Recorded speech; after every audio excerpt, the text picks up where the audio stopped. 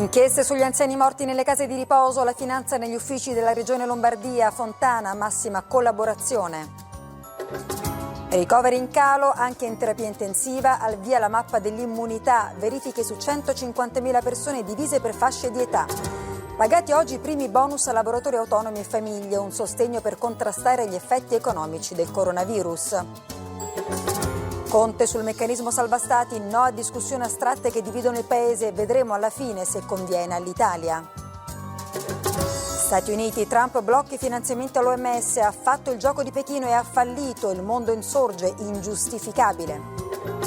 Ferrari, modello per la fase 2 alla riapertura degli stabilimenti, la crisi dell'indotto delle cerimonie, dai battesimi ai matrimoni. Pianeta in quarantena, la natura avanza e occupa gli spazi lasciati liberi dall'uomo, dalle macchine e dai rumori. Animali padroni delle città, acque limpide, l'erba colora le piazze. Buonasera a tutti voi dalla TG1. Le inchieste sulla gestione dell'emergenza nelle case di riposo in Lombardia. La Guardia di Finanza questa mattina ha acquisito in regione atti e documenti. Sotto la lente dei PM le direttive date dal Pirellone al Pio Albergo Trivulzio e alle altre strutture dove sono morti centinaia di anziani pazienti contagiati. Il governatore Fontana assicura massima collaborazione. Sentiamo Maria Chiara Grandis. 8